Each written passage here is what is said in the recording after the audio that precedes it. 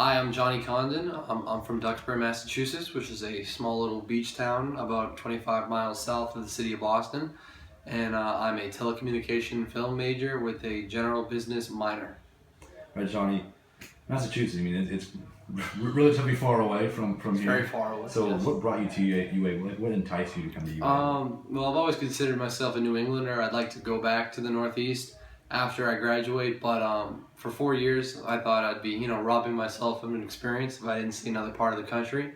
Plus, I really like barbecue and football, so Alabama seemed like the perfect fit. They kind of go hand in hand, don't Yeah. they? Big Patriots fan. We all know your shirt. You look at that. The Gronk shirt. Go Pats. Doing really well so right now. Tell me about some of your thoughts on the season so far. And what you expect the rest of the way. Well, a lot of people are making connections to 2007, which I think is a little premature because I believe that's one of the greatest football teams of all time. Back when Randy Moss, Wes Welker, the defense with Teddy Bruschi, Mike Vrabel, Willie McGinnis, Richard Seymour, Vince Wilfork, Ty Warren, they were unbelievable. And defensively, I don't think we're as good as we were in 07. Offensively, it's kind of scary to see how Tom Brady has progressed, and he's almost gotten better with age. He's like fine wine He is, yeah. from Napa Valley. You know that. But I'm really looking forward to seeing what these guys can do. And I almost hope they drop a game here or there because I don't want the pressure of going 16-0, 19-0. I think, it was a tremendous pressure at the end of 2007 to the point of it was just, when they lost to the Giants, it was like the worst traumatic experience of my life. So, if they drop a game in Denver later in the season or they lose to the Jets in the Meadowlands, it wouldn't be the end of the world. Yes or no? Are the Patriots going 16-0 this year? Yeah, I think they are. It's the first time I've said that publicly, but and I honestly, I'm not even lying here. I hope they drop a game or two here. As long as they have, keep in mind, I want home field and I want the 1 seed. Other than that, I don't care how many losses they have. I'd like a loss or two just for the pressure and for my own mental health, so I can sleep at night. But when I go down the schedule and I look at each game, yeah, I think they're going to go undefeated. It's pretty arguably we can say how the Patriots in pro football and the Crimson Tide in college collegiate football, two of the best to ever do it.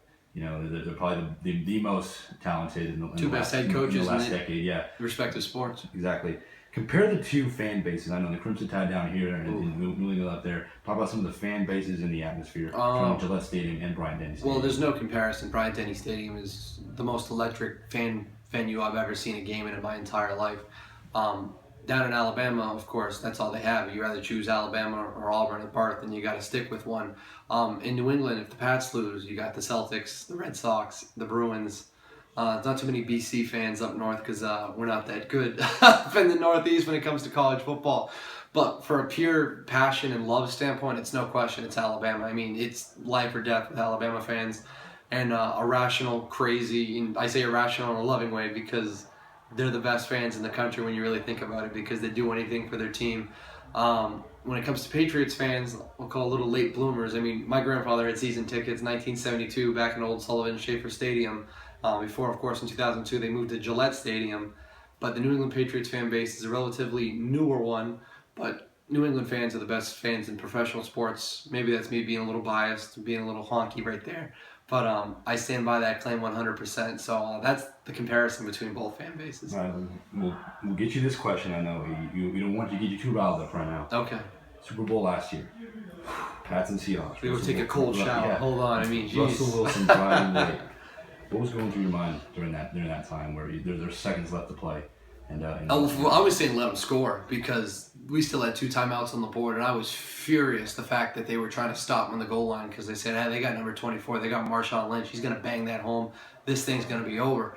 But at the same time, what I kept saying to myself, just, keep myself from jumping off my 5th-story ledge at the presidential village was, well, Brady did it again. Brady led them down the field, they scored, no issue at all, we're going to go, we might lose the game, but Brady did it again because you remember back to 2007, Randy Moss, 2 minutes ago, scored to take the lead. Defense couldn't hold it for him. And, of course, in 2011 against the Giants again, went down the field. Danny Woodhead, defense couldn't hold it for him. 2014 last year, he goes down, throws it to Julian Edelman, takes the lead with 2 minutes left.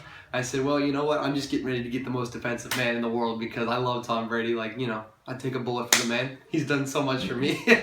You know better than anyone, that the insane catches that had cost Tom Brady two more Super Bowls. And then Jermaine Kearse almost got one. I mean, Yeah, his literal name is Kearse. Imagine the names that you can put there. Exactly. And didn't watch Joe Montana growing up. He's a little past me. Joe Montana and Tom Brady. One of the greatest of all time. Probably two of the best you could say. Is Tom Brady the greatest quarterback to put on pass? Yes, in the free agent era, there's no question in my mind.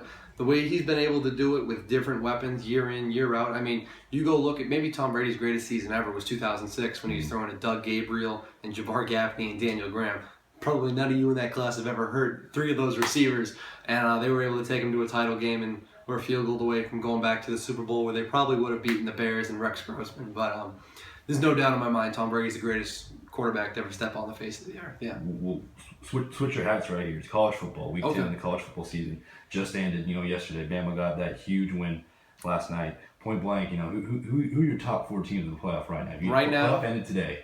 Okay. Who are you putting in? Because I'm a big fan of the undefeated teams. I'm going Clemson 1. I still don't believe in Clemson. I believe there's a chance they potentially could drop the ACC title game. UNC's playing really hot right now. I'm not a believer in Clemson, but I think they deservedly have that one spot. At 2, I think it's got to be Alabama. You look at the performance they put on last night against LSU. I mean, absolute dominance when it comes to that front 7, that defensive line. Number 3, I'm going to put Ohio State there. They've given me no reason to not put them there. They're not playing exciting football right now. They still have all the weapons. They still have an abundance of quarterbacks, and they both haven't lost. So I'm going to put them at 3. And when I look at 4, and maybe this is my old fandom, because when you're raised a Boston Irish Catholic kid from Massachusetts, I've always rooted for Notre Dame my entire life. I'm going to stick Notre Dame at the number 4 spot right there. They played Clemson. Impressive win. Yesterday they were able to beat a very good Temple team 2 weeks ago. That doesn't look like a big signature win on a schedule, but Temple's damn good this year. In Philadelphia too. Yeah, that's not an easy place to play. You know these Philly fans, they're crazy. And they got a big win yesterday, and I love Brian Kelly. I love what he's doing. They still hit Zaire. Who knows? They could be doing even